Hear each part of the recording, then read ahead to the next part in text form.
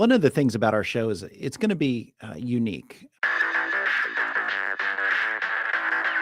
You are what you do. You can say any amount of things that you want to say, but what you do is what everybody sees. People are like, oh, I'm just going to JV it.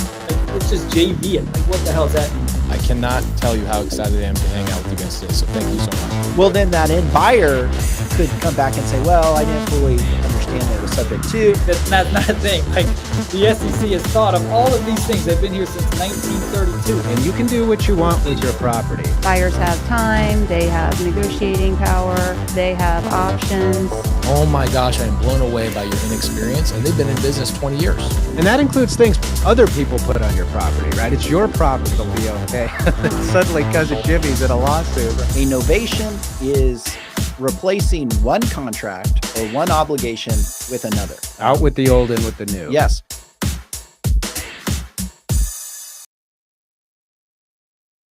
Hey, everybody, and welcome to the show. I'm Andy Fowler, and today we're talking about must-have disclosures in the creative finance transaction. I'm here with Fowler St. Clair.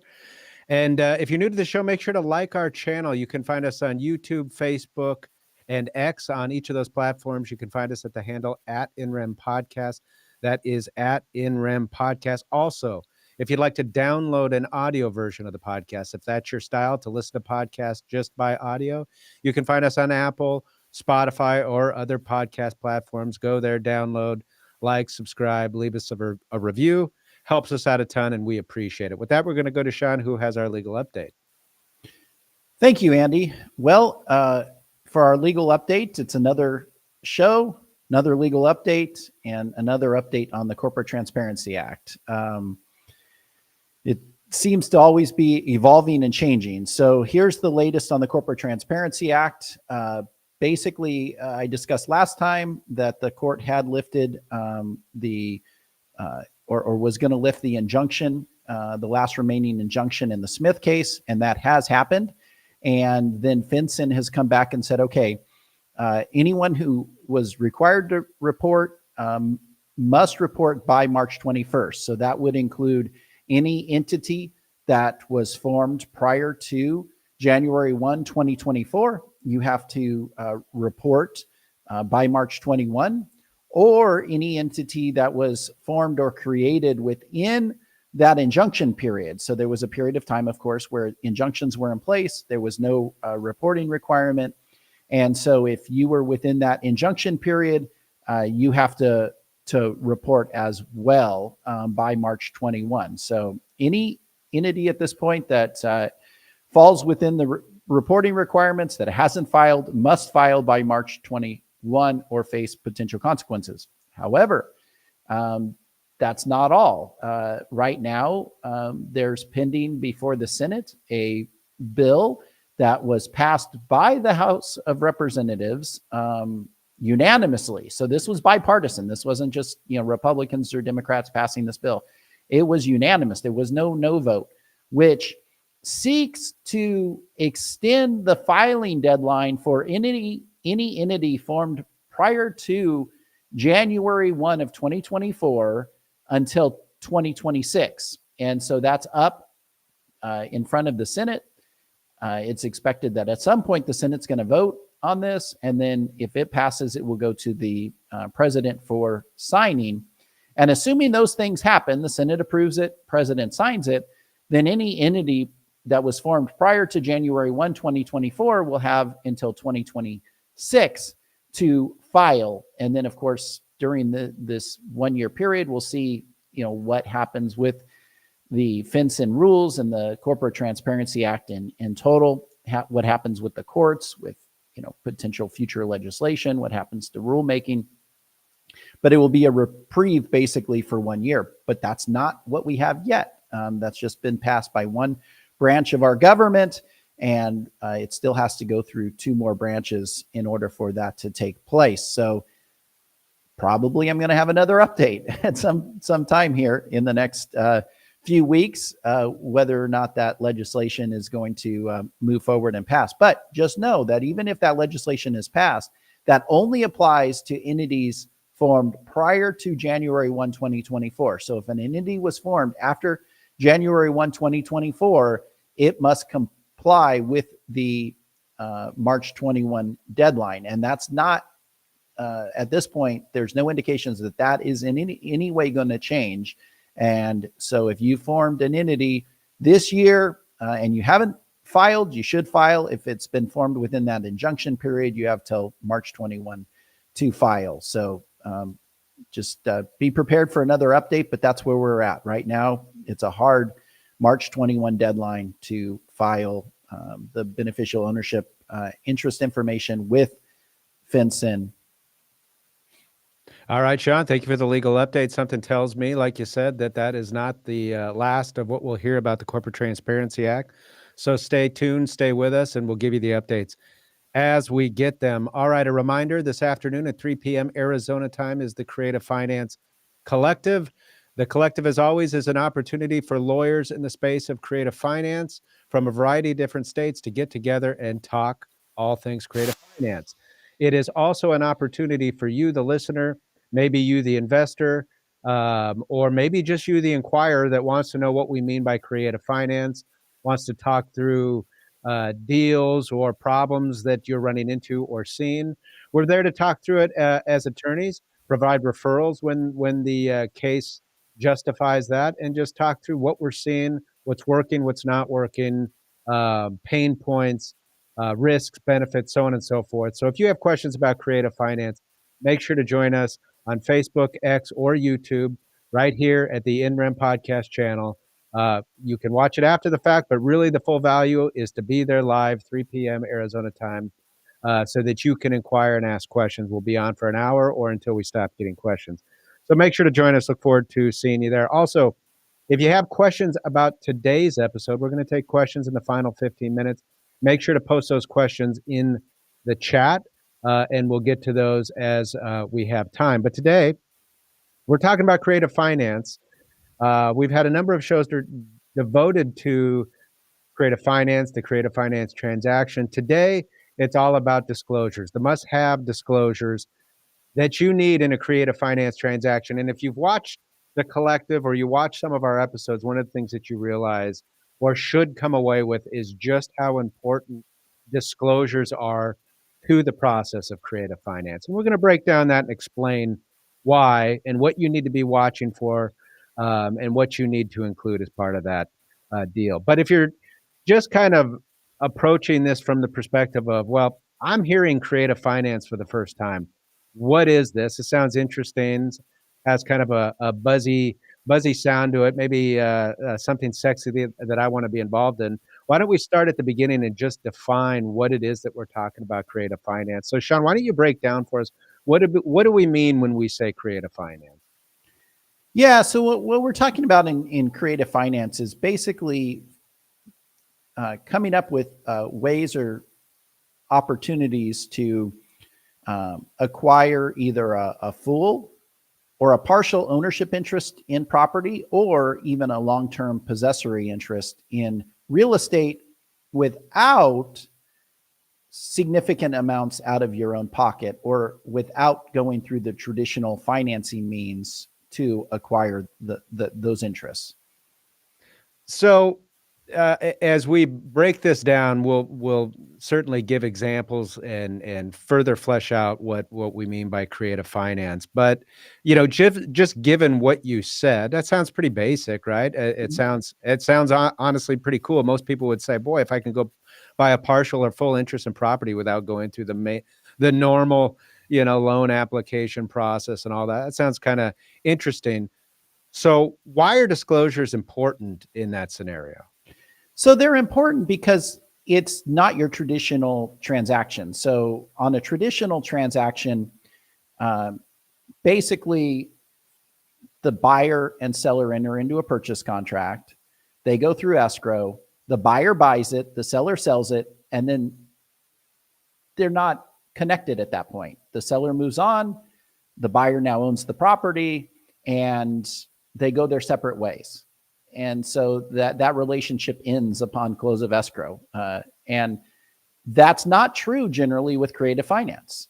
With creative finance, the relationship continues. So you continue on with the relationship with the seller, or as the seller with the buyer, for a period of time post-closing. And because there's that ongoing relationship, it's important that everybody understand what is their duties, responsibilities, and risks in remaining in that relationship after the closing of whatever the transaction is that they're trying to accomplish. Right. I think another thing to think through of why disclosures are probably so important. Obviously, it's not a conventional transaction. But we experience this as attorneys, that no matter how many times you seem to tell somebody something, they don't seem to. I think people are smart, so I think they understand it. I just don't think most people listen or care that much. Mm-hmm. They just make assumptions and they move forward with those assumptions. I mean, let's just take for the moment a conventional transaction. What person do you know has ever sat through at the escrow table, at the closing table, and read every one of those documents and took the time to understand even what they think they understand as a conventional transaction? Very few people. Well, and what's interesting is there are few people there are some that do that. And this is going to sound really bad, but myself as an attorney, do I do that? No. I mean, I pretty much know what the documents state. Yeah. I know that I can't change them. I mean, Right. There's no going to, Fannie Mae, Freddie Mac, when they give me the loan documents for my loan and saying, oh, I don't like this term in your note or your deed of trust, right? I mean, they're not going to agree to change it. I pretty much know what the note and deed of trust states. I know what the, escrow documents state. So I go through and I sign them. But there are people, and good for them, that they basically walk through line by line.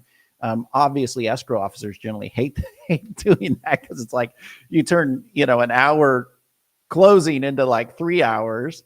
But nevertheless, there are some people that do it, but they're few and far between. And a very small percentage of people do it, because most of the time you kind of know, what's going on. You've already, pretty much agreed to everything. And then it's just a matter of, properly papering it. But, even within that transaction, a traditional transaction, there's a bunch of stuff that you have to initial and say, yeah, I understand. I did, I was disclosed the loan terms far enough in advance to comply with federal law and blah, blah, blah, blah, blah. And you have to initial all of this, so that even then there's some disclosures. And now we're taking the transaction, a step further and maintaining that relationship between the buyer and seller going forward. Well, and you can appreciate, I think, a scenario. We're fans of the right to contract and fans of the idea that, look, everybody here at this table are big boys and big girls, and they can decide what they want to enter into and what they don't want to enter into. But you can certainly sympathize with the idea that, look, if I'm brought to a closing table, and, the normal course, and just like you said, in a conventional transaction as well, I'm not going to be able to change any of this. It is what it is. And I'm just want to move forward. So I just do it. And there's a lot of trust there that goes on, that I might not approach that same scenario with a creative finance transaction. You bring me to a closing table. It's not that far-fetched that, some seller buyer is going to kind of assume it's the same, right? Yeah, and that's the thing with this transaction is it's very negotiable. The terms can be negotiated, and frankly, I have different sets of forms depending on whether I represent the seller or the buyer, because my investor buyers are going to want certain terms in there, and my sellers, if I represent a seller, are going to want certain terms in there, for their benefit and protection. So even then, we have different sets of forms, but at the closing table, in my opinion, is not where the parties should be negotiating this transaction and seeing disclosures for the first time. That's why it's so important that the initial transaction documents for this type of transaction that the parties sign to start the process outlines exactly every term, that the substantive term that the parties are agreeing upon, every document that they're going to be expected to, sign, and then has all of the disclosures up front, so that there's no surprises at the closing table, and there's no, hey, let's negotiate, because you've already done that. You've already negotiated the terms. You've signed the initial documents, And those documents are very clear on exactly what the transaction is going to look like, once it closes. All right. So within creative finance, we even have different kind of subsets of what we would deem to be a creative finance transaction. So let's work through those. And as we work through each one of those, we'll work through the different sides of the transaction, the seller side of the transaction and the buyer side of the transaction. Let's start with the kind of the more usual kind of creative finance transaction that most people might be familiar with, that's gone on for many, many years, just straight seller financing, straight seller carryback financing. And let's start from the seller side. So what are we looking at in terms of how do we want to break down our disclosures, and what are we concerned about on the seller side of a straight seller carry transaction? Yeah. So for a straight seller carry, just to make sure that, it's clear what we mean, is the seller owns the property free and clear. There's no liens against the property. And the seller has the ability to basically be the lender, and instead of taking the full purchase price up front, they're going to finance some or all of it, and they're going to become the lender basically for that property. So the first thing that you would want to disclose to the seller would want to be aware of, is what are the risks involved? What happens if the buyer defaults? What do you have to do to basically foreclose or get the property back? Are there going to be costs associated with that? Are there timeframes associated with that? What happens if the property depreciates in value and the buyer walks away or stops paying and you have to foreclose? Do you then have the ability to pursue the buyer for a deficiency? And at least in Arizona, that's a maybe. It depends on what type of property it is, and that type of thing. On residential property, you may not. So you want to be able to disclose that. You want to be able to, the seller should be aware of, okay, well, what happens if the buyer is in there and it has a home or other structure on it, and the buyer causes damage to that and then walks away? Who's responsible for that? Do you have a right to go after the buyer on a waste type action or claim? And so you want to make sure that the seller knows, hey, man, when I go into this transaction, it's not 100% guarantee that there's risk. Like any lender takes risk, and the best we can do is mitigate those risks.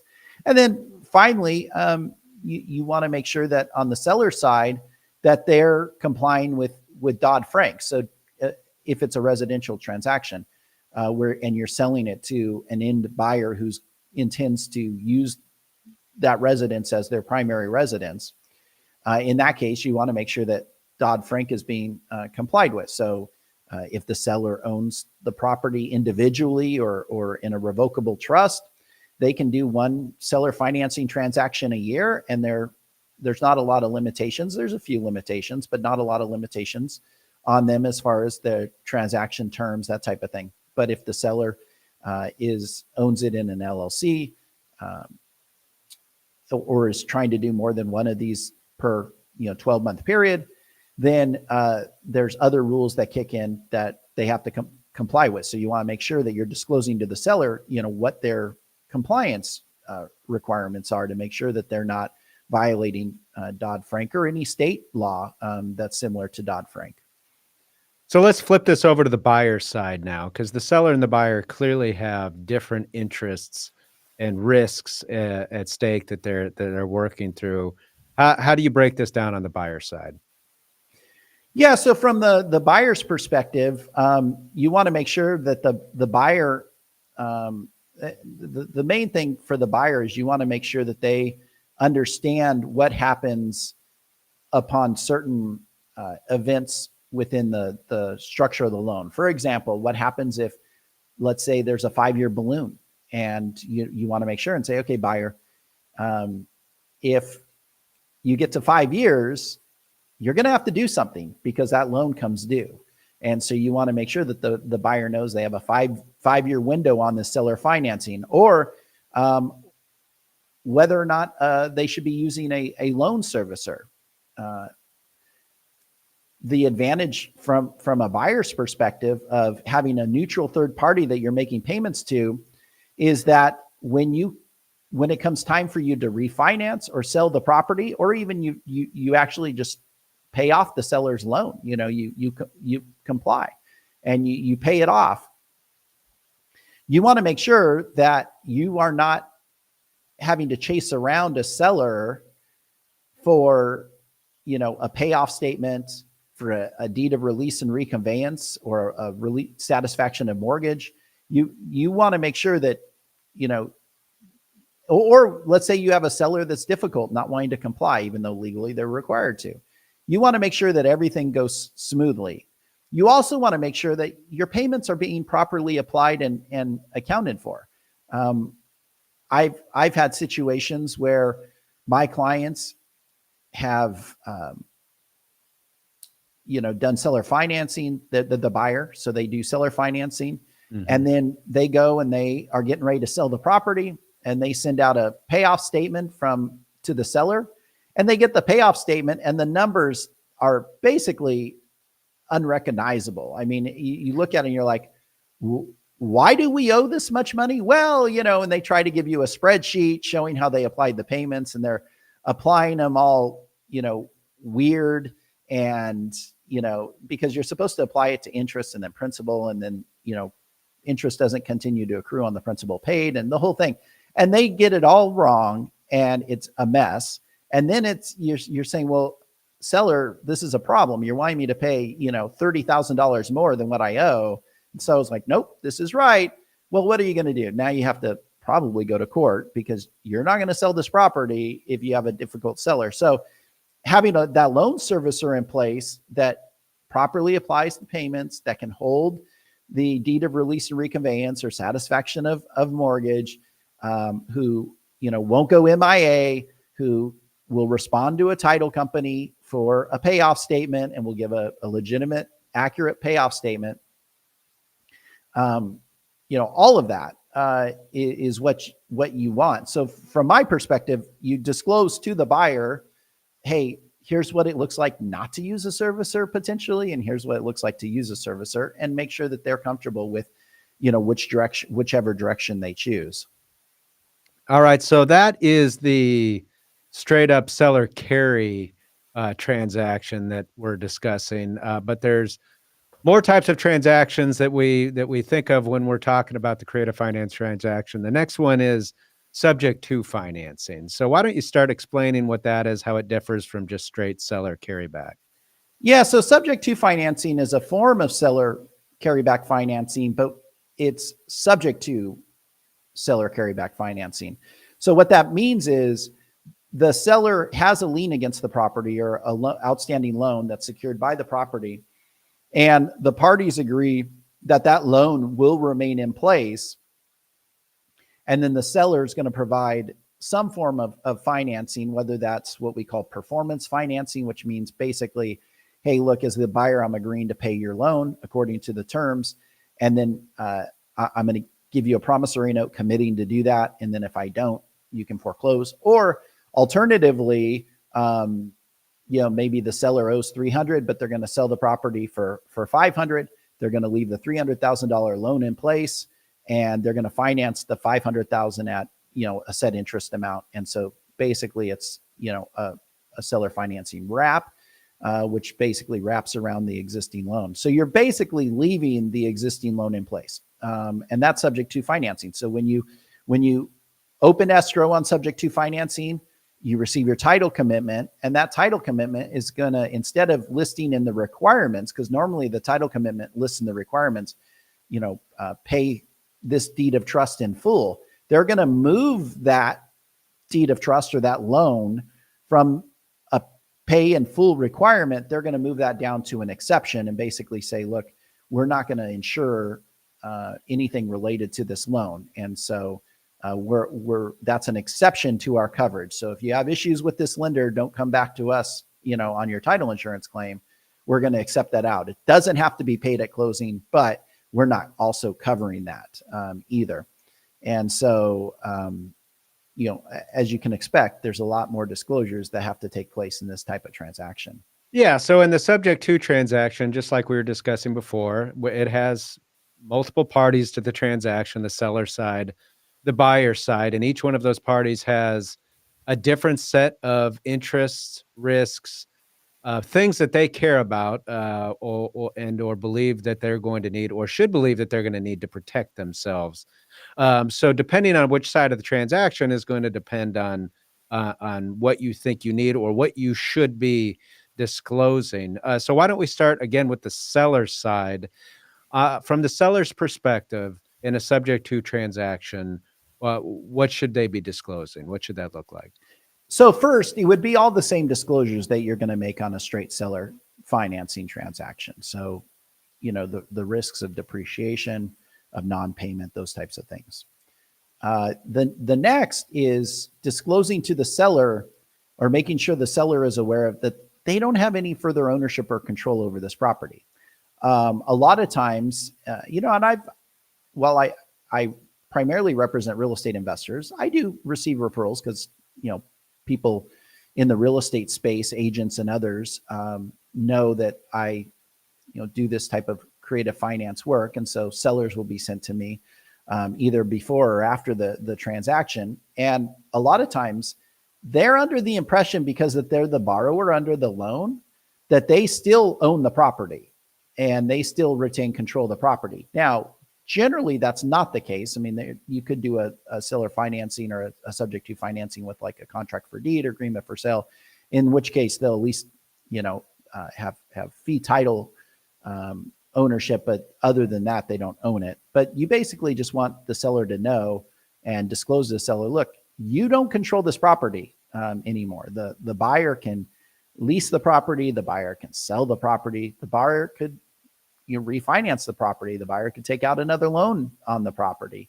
The buyer has all of these rights with respect to the property. You simply remain the borrower under the loan, but your ownership of the property is being transferred or conveyed. So that's an important disclosure. Yeah, and before you continue, I do want to back up and mention, I presented this. I realized I presented this inartfully. I presented this as seller disclosures made by the seller. We're actually saying seller's disclosures to the seller here. Right. So yes. yeah, I wanted to clarify that, because how I presented that. So we're talking about disclosures made to the seller. So go ahead and continue. Then you want the seller to understand and appreciate from the beginning. This is not something that you basically surprise the seller with at closing, but you want the seller to know from the beginning, hey, look, there's going to be, in order for the buyer to, make your loan payment, for example, if the buyer's responsible for directly paying your loan, or they put a servicing agent in place and the servicing agent is responsible for making sure that your loan gets paid, you're going to have to provide access to the buyer and or the servicing agent to make sure that they, can see the mortgage payment amount. They can see when it adjusts because of, increases or decreases in property taxes and insurance. You basically want to know every month what's the exact amount of that mortgage payment that has to be paid. And so you want to allow, and you're going to have to allow the buyer and or the servicing agent access to that. There are some exceptions there, depending on how the transaction is structured. So for example, if you do a wrap like I described, where the loan is $300,000, you sell it for $500,000 with seller financing for the full $500,000. Well, in that case, the buyer doesn't really need access to that loan.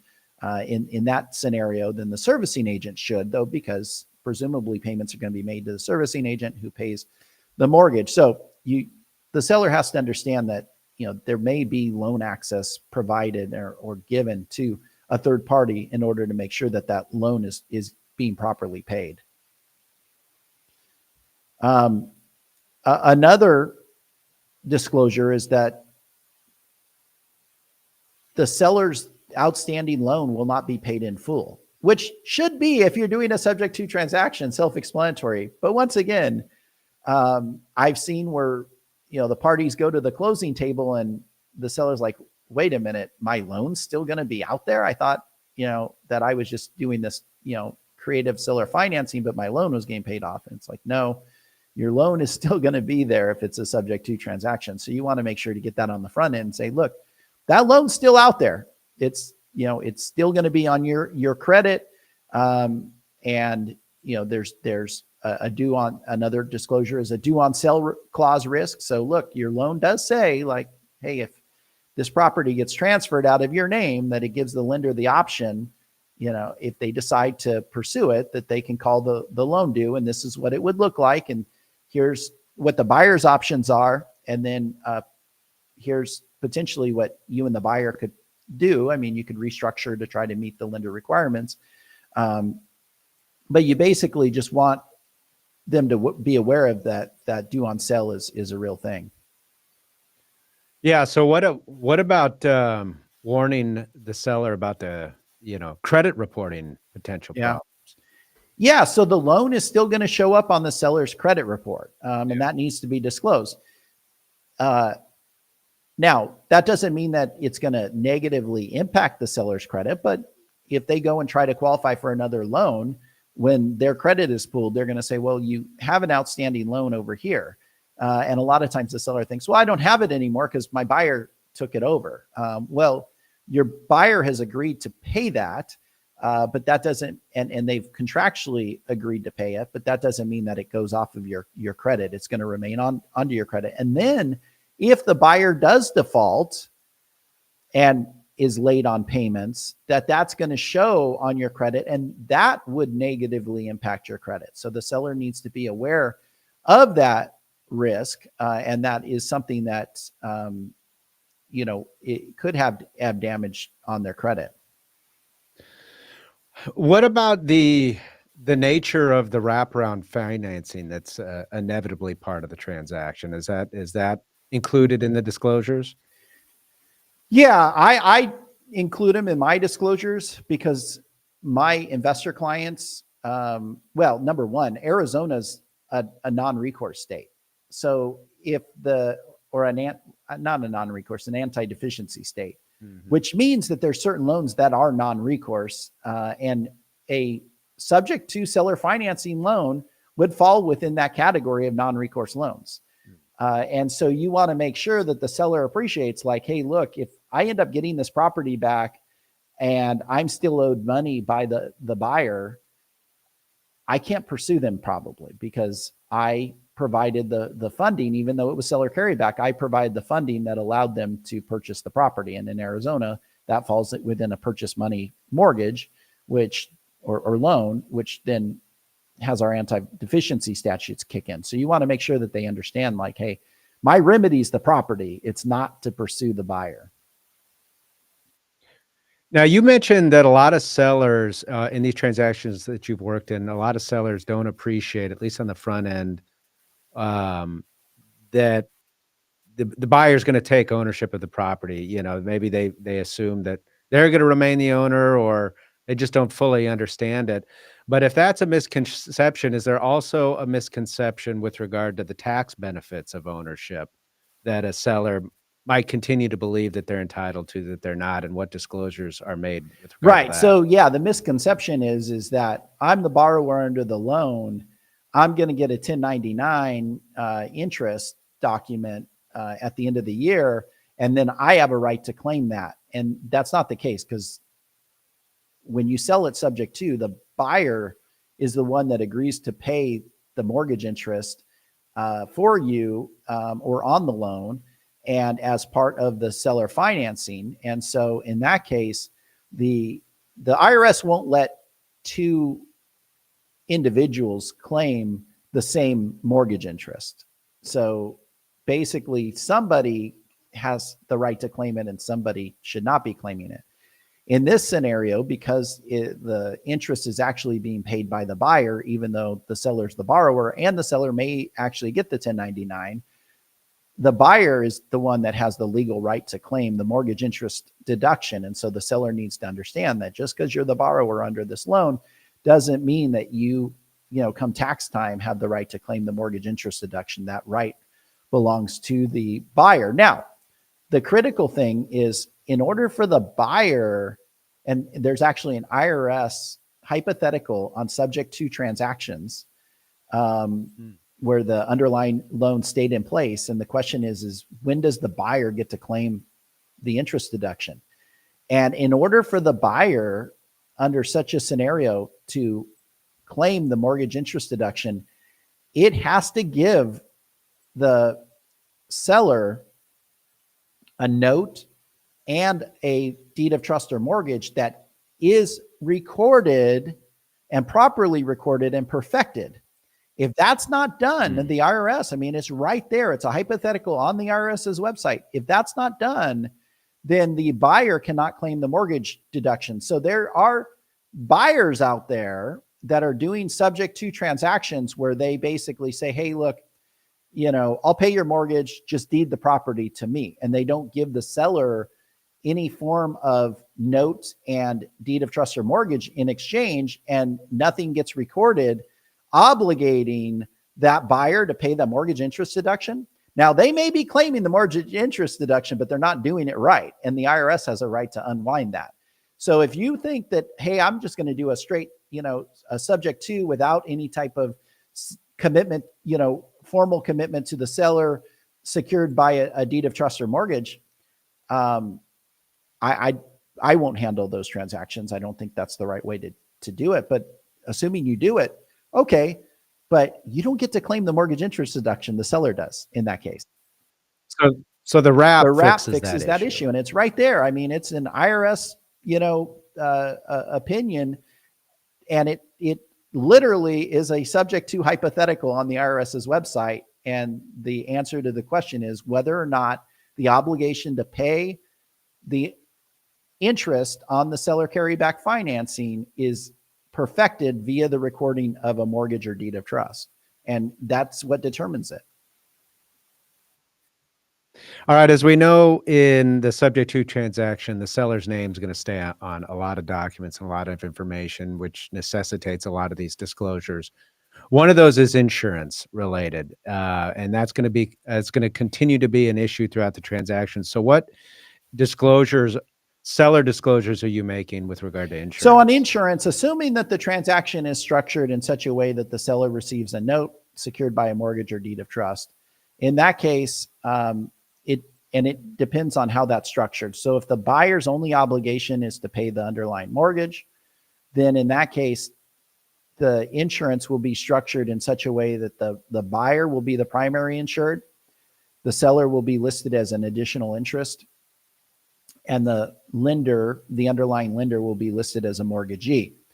If the seller is providing some form of financing, wrap financing, or not wrap financing, wrap financing, like their own financing. So let's say there's my hypothetical $300,000 underlying loan, but the seller is going to finance $500,000. Well, in that case, the seller is also considered basically a lender, because they have an interest in that $200,000 spread.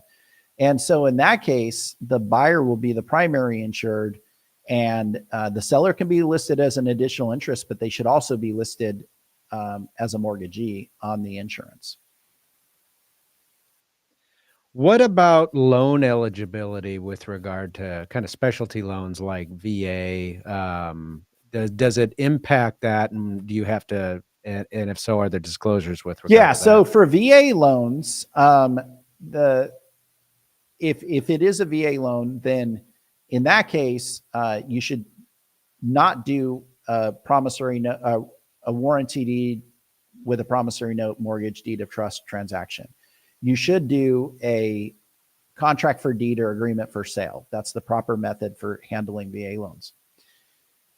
But you should disclose and make sure that the seller understands that in that transaction, that's still going to show on an outstanding loan on your VA eligibility. So veterans could have more than one loan. They just are capped at a set number, maximum principal balance for those loans. But veterans could, if they have entitlement available, they could go and get, a VA loan up to the maximum that they have available. But just because someone else is not taking over, but agreeing to pay that loan for them doesn't mean that it's going to reduce their entitlement eligibility or the amount that they have available to them, or increase the amount that they have available. It's still going to show as an outstanding loan for VA purposes, and it could impact their ability to obtain additional VA financing. So what about disclosures to the seller with regard to our favorite old law, the Yeah. Dodd-Frank Act? There's got to be Right. So something, the right? Dodd-Frank and even the SAFE Act, basically you want to disclose to them like, hey, look, this is, if you fall within this category, then, you can do this without an RMLO. You can do this without, potentially without obtaining or verifying a reasonable ability to pay the seller financing. But if you fall into this category, you have to at least get some documents from the seller. If you fall into the category where you need an RMLO, you need to do an RMLO. So yeah, you want to disclose to the seller that as well, which is also what you would disclose or provide to the seller in a straight seller carryback financing transaction as well. All right, now let's flip the script over to the buyer disclosures. So the disclosures in a subject to transaction that we want to give to the buyer so that they're aware of the nature of the transaction. Break that Yeah, down so of for us. course the same disclosures as a straight seller finance, but you want to disclose to the buyer, make sure the buyer appreciates that the seller's loans will not be paid in full and will be exceptions on the title policy. Here's another one, and this happens when an investor generally buys the property on a wrap and then decides they're going to sell it on a wrap. So they, basically wrap the wrap. In that case, you want to disclose to the end buyer that, hey, look, I'm the seller. I own this property. I have the right to sell it to you using seller financing, but I'm not the borrower under the underlying loan. And so you need to disclose to the buyer that there are underlying loans and that you aren't the borrower, that there's this original borrower who sold it to you that is the borrower under that, so that there's no surprises, which means that the access to the loan, the underlying loan, may be somewhat limited to that end buyer. What about due on sale clause risk? Yeah, so for the due on sale clause, the buyer needs to understand, look, the underlying loan, the loan, the conventional loan, presumably that you've taken the property subject to, that it has a due on sale clause, that the lender has the option to invoke that clause. And here's what it would look like if they invoke it. Here's what your options are as a buyer. So a buyer, if you own it, you could sell it, pay off the loans. You could refinance, pay off that underlying loan. You could, come in with cash if you have the cash and pay off that underlying loan. So there's options. Or if you have a cooperative seller or borrower under the underlying loan, you might be able to restructure the transaction to, bring it into compliance with whatever the lender's requirements are. So you want to make sure that the buyer understands that those options, may be available to them and what they might have to do if this loan is called due. Now you broke down how really on the seller's disclosure side, how we set up the insurance side of the transaction. Are there disclosures that should, in your estimation, go to the buyer about that? And what's Yeah, it should be very similar disclosures, but the buyer really needs to be aware of the fact that you cannot leave the seller's insurance in place and call it good, because especially on a traditional wrap where it's or subject to where there's a warranty deed and then the seller's given a note and deed of trust or mortgage. In that case, that seller no longer has an insurable interest in the property because they've given up ownership. And because they've given up ownership, they're not the primary, they should not be the primary insured. And that the buyer does need to obtain insurance. And then the buyer can decide, am I going to go and submit this to the lender, replace the seller's policy so that when I make the loan payment, I'm also paying the insurance? Or do I want to double pay for insurance? Do I want to get an insurance policy over here on the side that lists me as the primary insured and is going to cover me, and I'll just pay that directly over here and keep the seller's policy in place.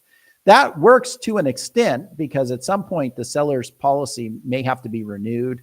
And in that event, an insurance company may not renew it if they're aware of the fact that the seller no longer owns it. Yeah, on multiple episodes, including the Creative Finance Collective, we've had on Texas attorney Alan Seschker, who's noted that the insurance question is maybe the most boring part of the transaction and also the most important, and the easiest way to get the due on sale clause called, it seems. So it's something you don't want to ignore and get right. Exactly. So what, if anything, is the seller disclosing to the buyer about the wrap financing or the nature of wrap financing? So the first thing that the buyer should be aware of is whether or not this is going to be recourse or non-recourse debt. And so recourse means that, hey, look, if the property depreciates and goes down in value and the seller, or which is now the lender, completes a foreclosure against the property, can they then look to the borrower for the difference of, the amount of the loan and the actual value of the property at the time of the foreclosure? We call that the deficiency. Can they look to the buyer to recover that deficiency? And so you want the buyer to fully understand or appreciate. Most loans are going to be recourse loans. And then, for example, in Arizona, even though it's a recourse loan, our statutes kick in, they trump the recourse provision, and they make it non-recourse in certain situations. So you want to make sure that the buyer is fully aware of that. And then you also want to make the buyer aware of whether or not the loan or the deed of trust or mortgage securing the loan is going to have a due on sale clause. Because obviously, if you're an investor buyer going in and you're buying this property, and this is the same disclosure that should be made to a seller as well. All parties should be aware of this. But if you're a buyer going in and you're an investor and your goal is to do, some type of disposition, whether that's your own seller financing, whether that's a lease with an option to purchase, you want to make sure that, there's nothing in the loan documents that is going to prohibit you from doing that. Because the last thing you want to do is to do it, and you have a seller who kind of gets cold feet, decides maybe they no longer want to be involved in this transaction. They don't want that relationship to continue on past closing. And so then they go and they look for a way to unwind it. Well, an easy way would be, oh, I have a due on sale clause and this buyer went and sold it. And so they basically would send the required notice, and they would have the right to, foreclose on the property at that point. So you want to make sure that, the parties recognize whether or not there's a due on sale clause. So traditionally, once again, like I said, I have two sets of documents. So if I represent an investor buyer, I'm generally having a disclosure to the seller and putting in there that there is going to be no due on sale clause for the seller financing. And then if I represent a seller, I'm generally negotiating that there is a due on sale clause, and that's going to be in the documents, so the buyer understands, hey, I can't just go and willy-nilly use this as, sell this property off, that I'm going to have to go and get seller approval before I go and convey or transfer the property. Right. All right. So those are the main disclosures that we think about as attorneys with regard to the creative finance transaction. Sean, I think it's worth just briefly exploring here at the end for the listener that hears this and says, well, okay, that's interesting. Sounds like a lot of paperwork. Actually, honestly, it sounds like a lot of money to spend with lawyers to put this together. I've got my method. I saw a YouTube guru. I'm just going to go do this. I'm not going to worry about it.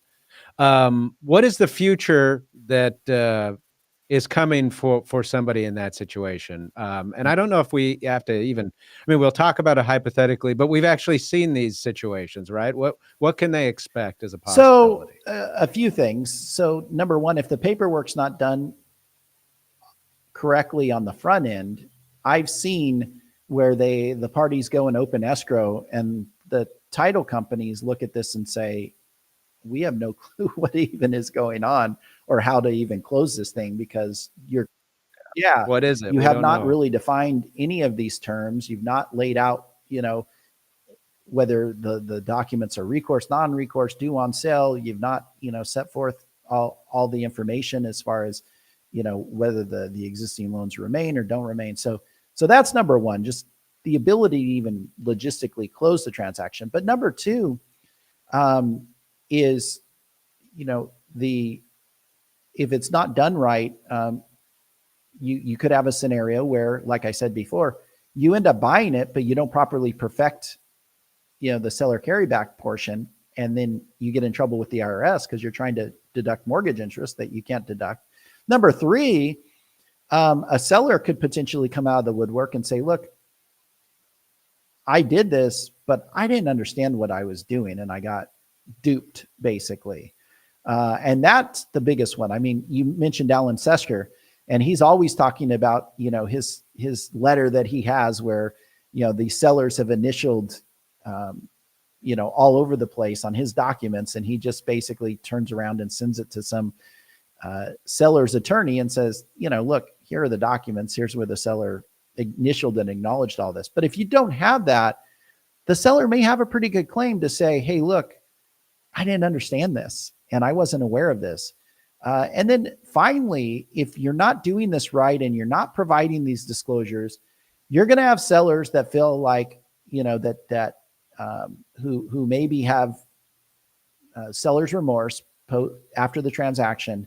They go and hire attorneys, or maybe they, go and make claims with, their state representatives or their federal representatives or the attorney general, state attorney general's office.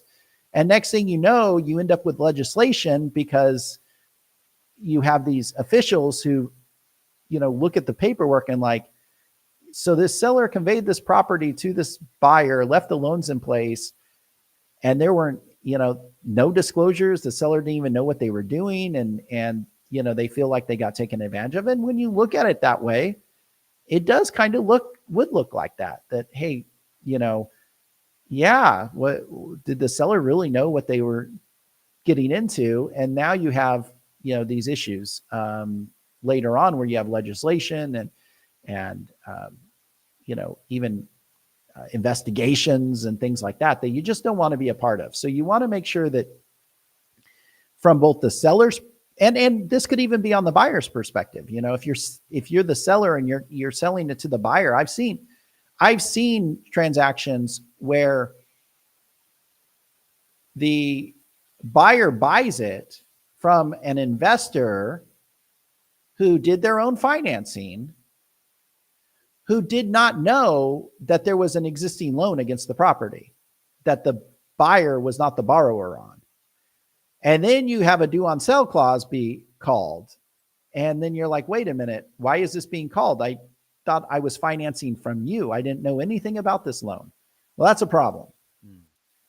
Yeah. And so you want to make sure that even the buyer, going into this transaction, if you're, fully understands and appreciates exactly what they're doing as well, because this, this is can be, a high risk transaction, and, you're dealing with consumer sellers, sometimes consumer buyers, and you want to make sure that everybody just fully knows and appreciates, and you have documentation that they knew and appreciated exactly what was going on.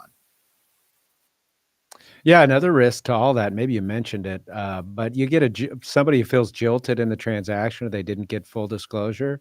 One easy thing they might go do if they don't get traction with a lawyer or whatever else is just go talk with their lender, right? Yes. Tell them what happens and hope that the lender, and the lender's like, oh, I didn't know that, yeah, that is a problem. I guess we're going to call the loan. And that's happened. We've seen that happen where the seller is mad. They feel like, hey, I was kind of taken advantage of. I didn't fully understand it. And they go and they call the lender and say, hey, I sold it to this person. I didn't want to, you're free to foreclose or do whatever. And then to your point, the lender all of a sudden comes out of the woodwork and, moves forward with a foreclosure. Right.